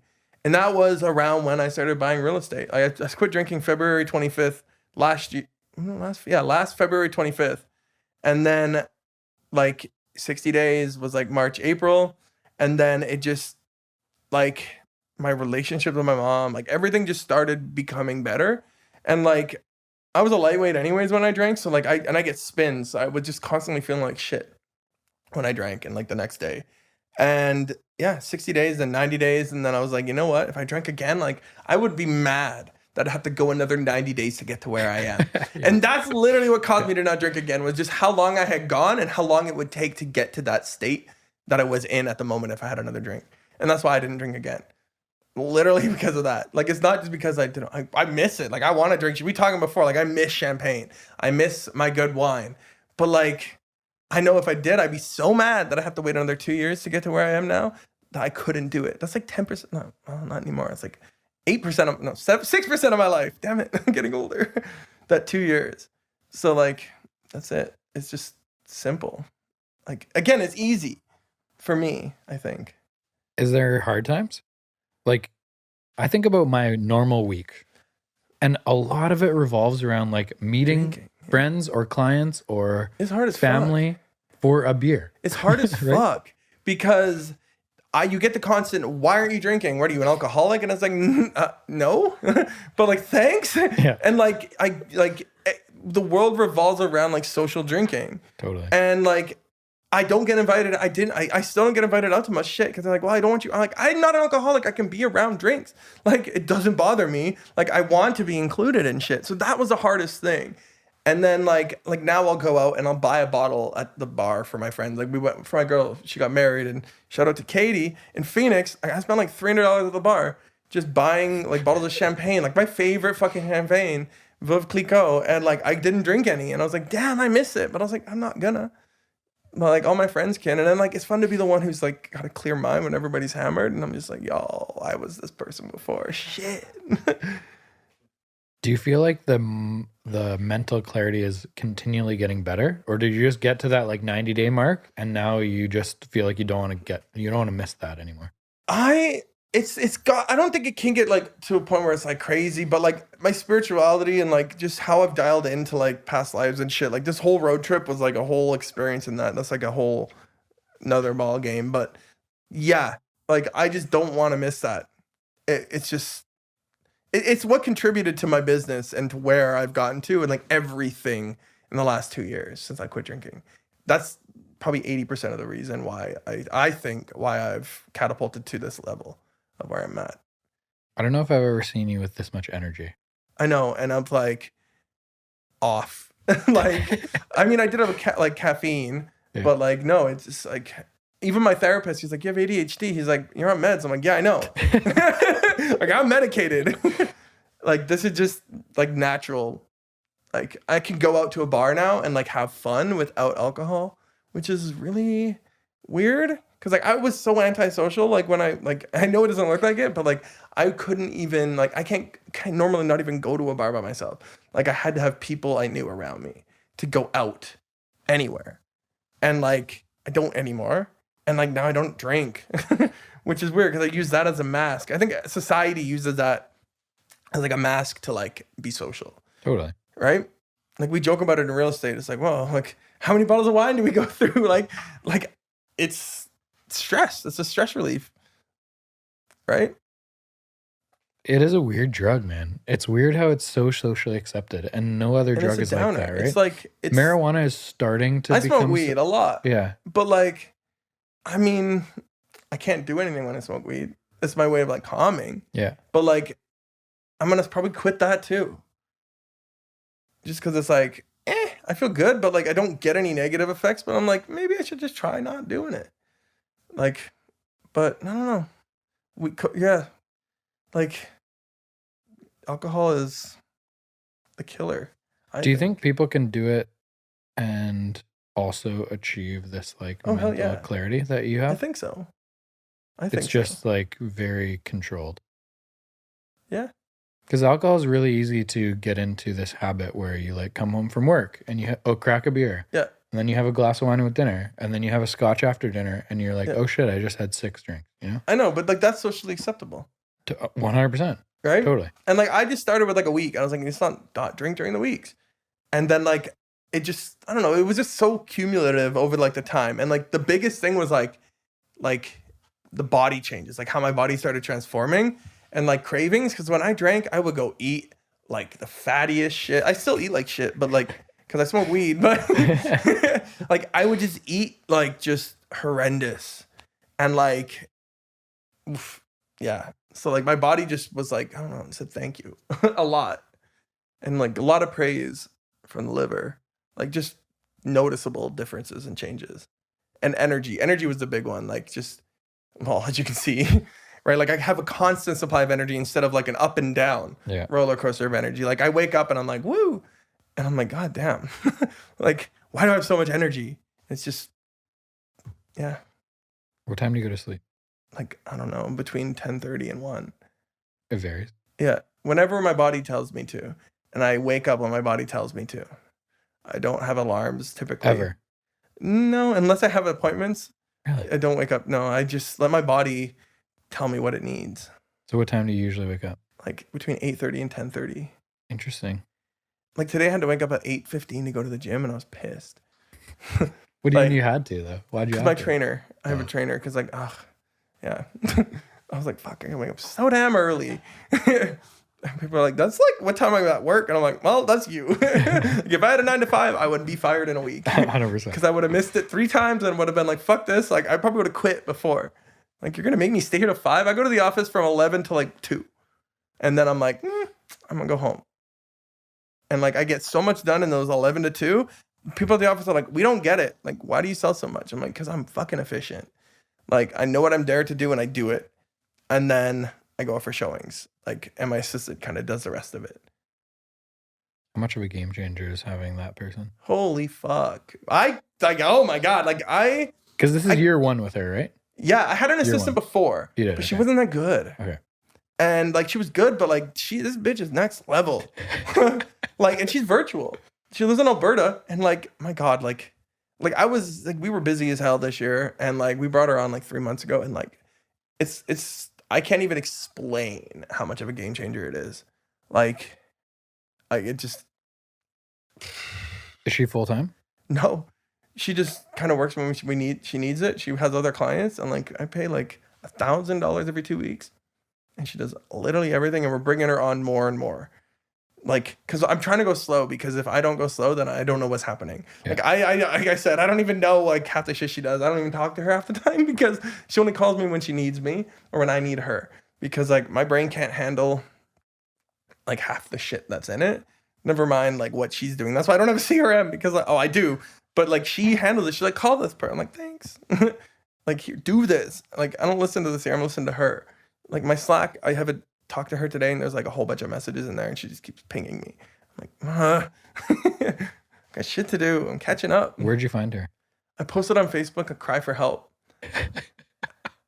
And lo and she came, I don't remember who sent her, but someone tagged her, and she was like, I'm like, let's interview tonight or tomorrow. And she's like, okay. And then I was like, you're good, you're hired. And I was like, wait, is this real? Like, damn. And then within a week, she had me smartened up. My office was like, you have the best paperwork in the office, or best paperwork in the office now. I was like, fuck yeah, it was the worst before. I mean, it was there, it was all done properly, but like, yeah, I'm not good at paperwork. And now we have the best, or some of the best. And like, it's like, I have time now. Like, I was working 18 hours a day again. And I was like, I don't want this. It's not healthy for me. This is the last thing I wanted in my industry, in my life, was to be constantly working. And we hired her, and now I get time off. And like, I can put me first and like still run my business. And she loves what she does.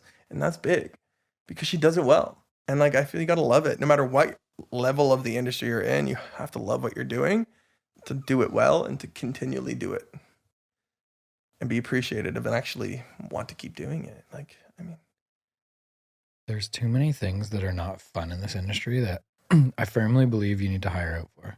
Yeah. Hire people that are good at them. Like, I think a lot of people have a problem delegating, especially early in your career. You want to do everything and like control freak. When you're year 3 and you're getting from that like point of doing 10 transactions to 20, 25, whatever that may be, and your income's going up and you finally have a little bit of extra income to like have some support. A lot of people use that level as like selfish. Okay, now it's time to accumulate and keep as much as I possibly can, versus you spend 40 grand hiring, or in your case, 24, right? You said $1,000 every 2 weeks. It varies because she's like basically worse by the hour, right? Yeah. But it's such a game changer. Yeah. Like, but it also is such a game changer mentally.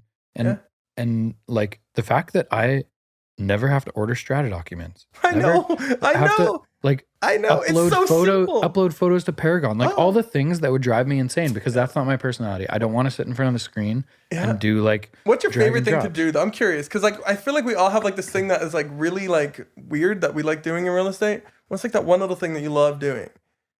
It could be like, I'd say I feel the best coming out of conversation, like higher level conversations with clients, talking about like their goal. Yeah. So like the strategic game planning with people. Yeah. I really like handling multiple offers too.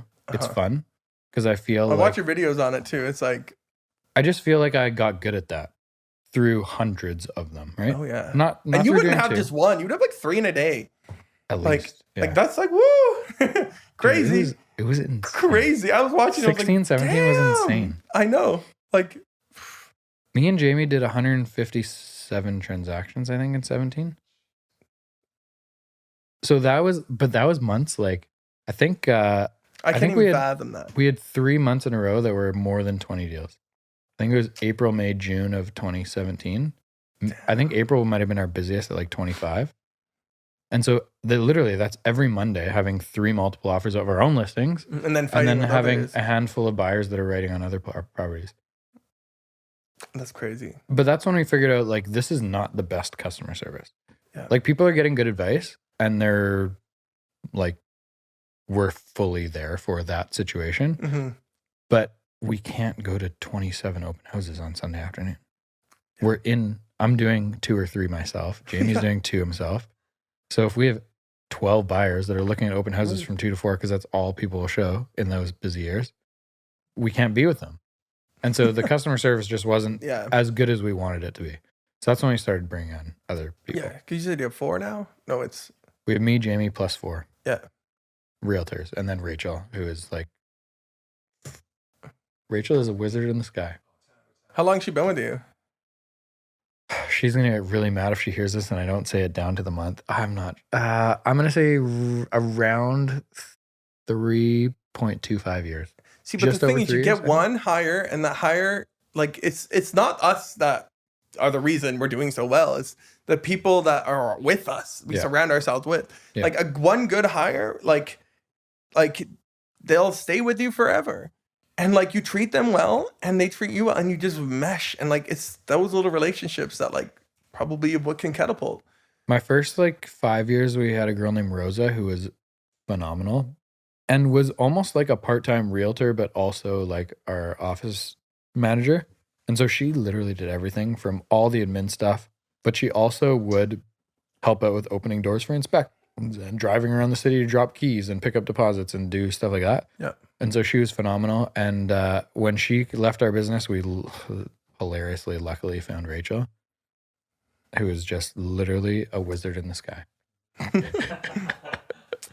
Oh, I mean, that's how I feel like my assistant right now. And like, we have big plans to grow bigger. Like, I mean, our business is growing every year, which I never really looked at. I had my assistant, I'm like, can you just see what I made every year and like put it all in like a spreadsheet so I can just see like the year over year growth of the business. She's like, you've never done that? I'm like, I just know it's grown, but like I've never actually visualized it. It went from like 230 to 260 to 320 to like 400 to like, I think we're like almost 500 this year. And it's like, okay, I'm doing good. And like I have worked not less, but I've had more control every year. Like, well, minus the first 2 and 3.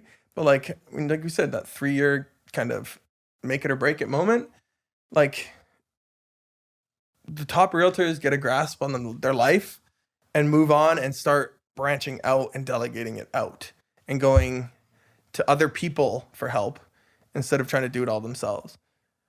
Right? Like you're still crushing it and you have time to do podcasts. You're doing what you love, right? You're doing fun shit, not just like hustle real estate, right? But I think once you get to the point where you can take a step back and look at the business rather than like, think of like sole proprietor versus like running a corporation. Mm-hmm. They're very different outlooks. That sole proprietor is literally doing everything from washing the dishes to making the chicken burger to serving to washing the, you know, like it's just a shitty cycle that you're doing everything. But once you can look at it like a business and think, okay, what is my job? But like, what am I really good at? What is going to help the rest of this business flourish? What am I shitty at and what do I hate? Yeah. What takes me more time than it takes Rachel or than it takes whoever, right? And then like putting the right personalities in those places makes me better because I am happier because I get to do what I like. Makes Rachel better because she's getting rewarded for being really good at what she likes. Yeah. Exactly. Dude, she is hilariously phenomenal. It's crazy. I don't know how like my assistant does it. And like, you're probably the same. I'm like, bitch, how do you fucking get this shit? I can't do my paperwork in an hour. Never mind, you do it in 10 minutes. I'm like, I can't even fill in it. Like, I do my contracts, but like, I'm like going back 4 times because I'm like, oh, I got to skip to this, the price. And like, I'm like, fuck. Like, it takes me forever to fill out a contract just because like I'm constantly jumping around. And like, she's like, got my paperwork done. She's like, you need this. And I'm like, God damn it. Like, I'm in it. I'm in web forms right now doing it too. Like, and you've already done it. like, she's like, I just saw it. Like, I know like you, like she understands me. Right. There was something she asked me the other day and I was like, I have no clue because I've never done that. And I don't ever want to do that. And she's like, well, I'm pretty sure Oakland said it's like a requirement. And I'm like, yeah, I have no interest in doing that. If you want to do it, go for it. And it was just like a check the box kind of thing. Like as you go through a transaction, sign the TRS or some bullshit like that. Oh my God. Same. Like, my office was like, we need to fill out the TRS. I'm like, bitch, I put the address, I put the price and the completion date. That's it. Find everything else. And like on the subject removal forms, lawyer information, put that shit in there yourself. And they're like, that's not how it works. You got to do I'm like, no, I'm not. And my assistant's like, it takes 5 minutes. It takes me an hour. I'm like, I can't fill in the blanks. It's I don't remember the seller's name. My biggest pet peeve is like the disclosure of expected remuneration is putting in the seller, like the potential buyer, their info. I'm like, fuck, I don't remember. I gotta go back to the contract, pull that up, copy paste that. Yeah. And like, I hate that. I hate it. I hate it with a passion. So I leave it blank and then my assistant fills it in and I'm like, I feel so happy I just put in the commission and then leave everything else blank. And then my assistant does it real quick and sends it over before we send out the offer and we're doing multiples. I'm like, thank you. Our industry is hilariously old school, Carl. And there's so much tedious paperwork. Oh, the new one. Now we got the like you can't go back on your offer, like dates. I don't know. Just add it to the goddamn form we already signed, right? I know. I haven't even looked at that. What is it? Me neither. Like irrevocable offer presentations. Yeah, I mean, like, any agent that is not an idiot is already doing that. I know. They're not like signing the DRPO. I'm actually kind of mad because I can't go bully offer now. Exactly. Bitch, damn it. Yeah, but any good realtor that you bully offer is just like, no. I almost was gonna bully offer a house in Coquitlam today, and I was like, fuck, I can't. Like, I told my client, I'm like, sorry. Like, I feel bad now because like we just brought in a new law that we can't bully offer, and she's like, okay, well, we'll wait till Monday. Well, it's not a law. Well, it's a rule. It's a rule, and there's ways around any rule. And there's things that we do already that get us around this rule. Not that we're ever trying to screw people, but we're just trying to do what's best for the seller. Like, So if we send a DRPO that doesn't have a time, it doesn't have a date, right? Mm-hmm. Then you post that. So people are like, okay, so we can send an offer at any time? Like, yeah, it better be fucking good. Yeah. We're listed at 1.6 and you send 2 million? Sure, yeah, we'll sign that right now. Exactly. Like, and if you send 1.4, okay, here's our new DRPO. We just signed another one. Yeah. It's now 8 p.m. on Monday. You know, whatever. I mean, who knows? Like, there's ways around it. Exactly. We have a duty to the seller and duty to our client. I heard something, man, like grade 9 or something that this stuck with me. Laws are made for the one-offs. They're made for like the outlier. They're not made for me and you. Me and you have no interest of like walking out the street and stabbing the guy next to us, right? So it's funny because I say this and my friends think I'm an asshole, but the HOV lane, I'm like, I will pay the ticket that saves me time. I exclusively take the HOV lane. My friends hate it. Like, they drive with me, they're okay, but they're like, dude, I saw you in the bus lane the other day. And I'm like, yeah, fuck it. Like, I'll pay the ticket. I am fine paying the ticket. I'm saving my time. And like, if I get pulled over, I will be like, yes, give me the ticket. I got one HOV ticket, and since I moved to Vancouver, and I only take the HOV lane. I got one ticket. I'm like, get an electric car, then you can drive it for free. I refuse to buy electric. Not until they force me to, and they only have electric cars. It's better. It's way better. I know. The driving experience is better. Try driving my RS3. I've never. You've driven fast cars. I've driven good cars. Did you have a Tesla now, right? I have a Tesla now. The car I had before was a Jag SUV. You had the Jag S-Pace, right? Was it the electric one? No. Oh. It was gas. This is my first electric car, and it's just better. The whole driving experience is better. It's faster. I never go to the gas station. I just watched a reel about Teslas are quick, not fast. Oh, let's go to the highway right now. I'll kick your ass. Well, because and it was like, okay, this is the thing about the electric car that the gas car does not do. The acceleration is continuous. Yeah. So I'm going from 0 to 100 way faster than you. Yeah. And you're going slower from 100 to 200 than you are from 0 to 100. And I'm going the same speed from 100 to 200. So what, like the quick, not fast, I just watched it this morning, and they were talking about how like, oh my God, I wish I could pull it up. But like they had like the fast, like the time trials, and like Tesla won. And it had to be recharged 3 times during the day. The Porsche won all like 47 out of 50. Tesla won 1 out of 50. And it was like time trials and like speed runs. And they're like, it's a quick car, but it's not fast. And it's not consistently fast over time. Like the Porsche had to be filled up once in the day. Tesla had to get recharged 3 times. Yes, it's a great car. I love it. I'm just like, I don't know. I'm like stuck, mostly because I don't have electric charging and I'm kind of bitter about that. My building won't allow it. So like if they would, maybe I'd have an electric, an e-tron. But I really I'm here for a short time. Like, I want a fun time. Like, I want to be a loud, obnoxious car. Like, you'll hear that car start up and like, and like, I love that. Like, I'll like rev it in my garage and I'm like, this is like the good life that I wanted and I dreamed of. Not this fucking Honda Civic. Fair enough. Like, but I love it. But I will have an electric car one day when I don't know. I appreciate the car people who care about that. I just don't. I don't care about the sound. I don't care about the look. I care about I care about the look a bit of the car, but I care about efficiency. Yeah, because you would have a Prius if you didn't care about the look. Maybe. Teslas look good. No, I do care about the look, but I care a lot about efficiency. And if I can save money while being more efficient, that sounds better to me. And efficiency means of my time, not necessarily the environment, because I don't fully believe that an electric car is more environmentally friendly than a gas car. But the fact that I never ever have to think about going to a gas station is really cool. Every 3 days. I spend $100 every 3 days minimum on gas. So that's $900 a month. Yeah. I drive a lot though. Like on my road trip, I felt, I think it was like, I stopped counting. I was like, ooh, like I feel like it was 18 tanks of gas I put in on that road trip. And like I almost ran out twice. Like I was going hard and like I was like, fuck, there's a gas station. I'm in the middle of nowhere. Put it in drive, like coasting down the hills, and I'm like, I'm not gonna make it. What if I explain it to you this way? Electricity cost me about $1,000 a year on the high end. I think last year was like $850.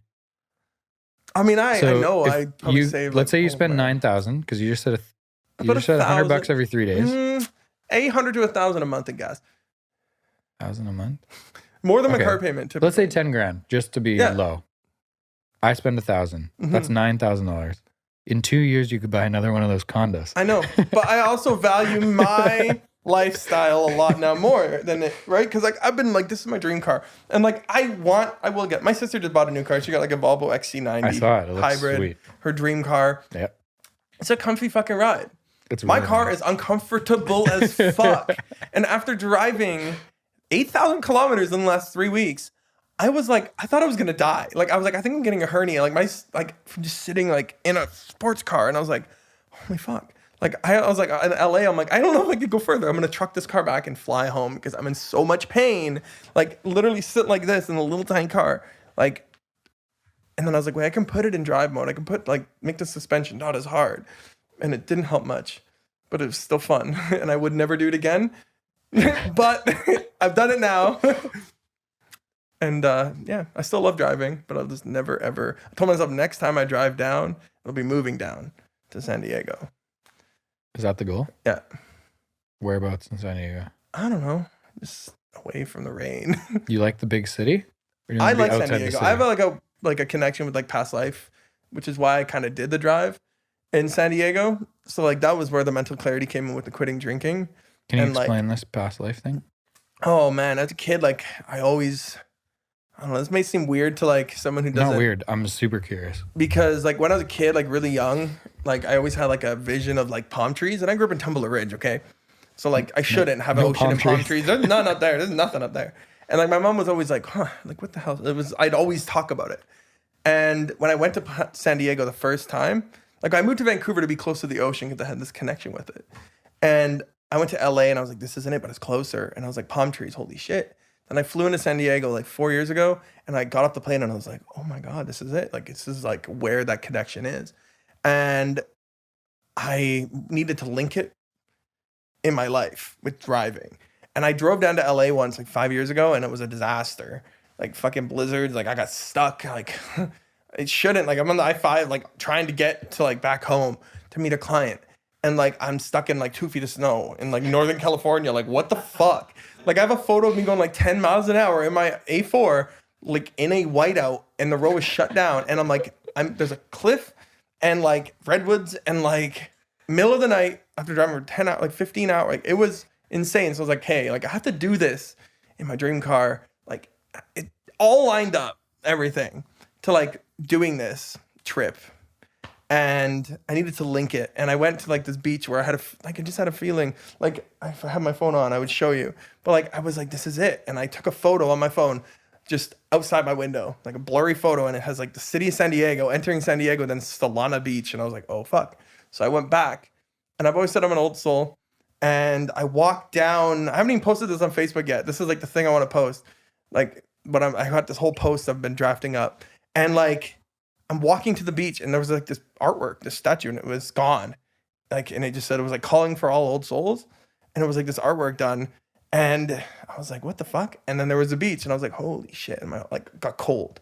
And I was like, this is, I think, is like where that like whole thing has been leading me up to, is here. And then connecting it all, like in a actual me driving down the coast the whole way to this beach. And it was wild. Like, it doesn't make a whole lot of sense, but it's like been there as long as I can remember. Where do you think that comes from? I mean, it's just my spiritual, like, I just, like, my mom always told me I had like this gift when I was a kid. That's why I think I'm so good at real estate. I could read like someone like that. And I don't know. I just, like, as a kid, like, I remembered laying down, like, that was my last memory, like, and water going over me and palm trees. And like, I'm not 100% sure, but I'm 99% sure that that was a connection to some past life. I don't know, in San Diego. And like the spiritual connection and like the not drinking allowed me to kind of explore that. Because I feel like we drink is a downer. Totally. Right? It brings our mental energy, the energy, like we do it to relax and come down. Right? Like my level is like, woo, like Like it's like I'm on like my mental levels like constantly. I mean, it's also ADHD, but like I'm medicated. My therapist was like, you need more. Like you need to up your medication. And I was like, I will eventually. Like, but yeah, no, this trip was like magical. How I can put it. 8,000 kilometers. Everyone said I'm crazy. I want to be the one that's crazy. If people are saying I'm crazy, oh my God, you're insane. Why the hell would you buy a condo with someone you just met? I know I'm doing something right. If the general population thinks I'm insane, then I'm doing something good. That's how my brain works. I have no clinical experience. And like, I mean, it's working. Dude, my assessment is you seem super happy. You seem like full of energy. You seem really excited about what you're doing. You seem like finally. I am. Totally. You seem free. You seem confident.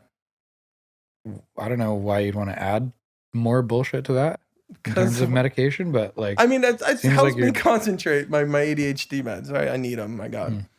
Like, but no, I am. I love what I do and I love what I've done. And like, I'm building a legacy that I want, like, for just my name. Like, I just want people to know who I was and what I did. And like, I've got a charity that's starting up soon and everything. Like, yeah.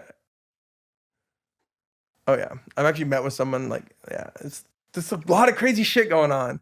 And like, yeah, it all started from this little Tumbler Ridge shit. Yeah. Exciting. Yeah, next 3 years. Next time I'm on this podcast, who knows? It'll be sooner than 3 years. Yeah. This is the third time now. We'll be back. You're a regular now. Where was it the first time? Where did we do it? New West office?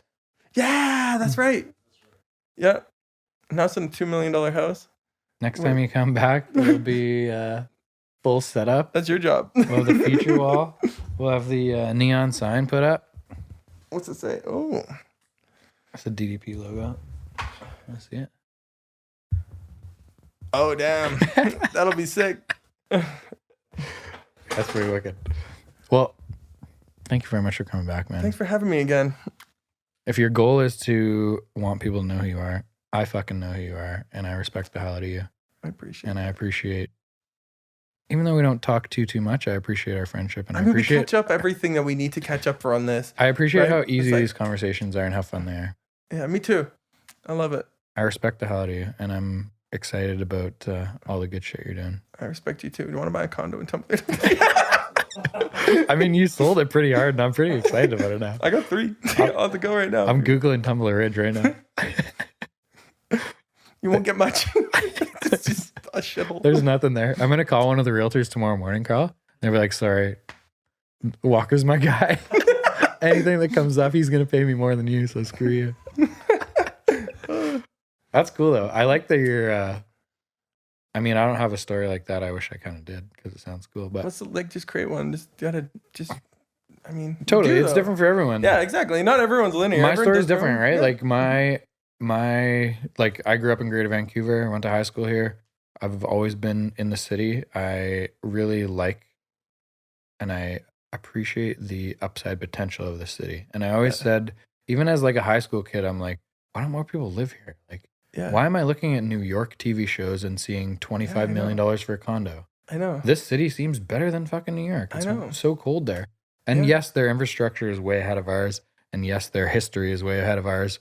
But like, we have world-class mountains. We have pretty good beaches. I know. They don't really have any of that. No, they don't. Like, that's why I always said, I moved here. Like, everyone's like, why are you in Vancouver? I'm like, it's the best place to be in Canada. Mm-hmm. Like, why would I live anywhere else?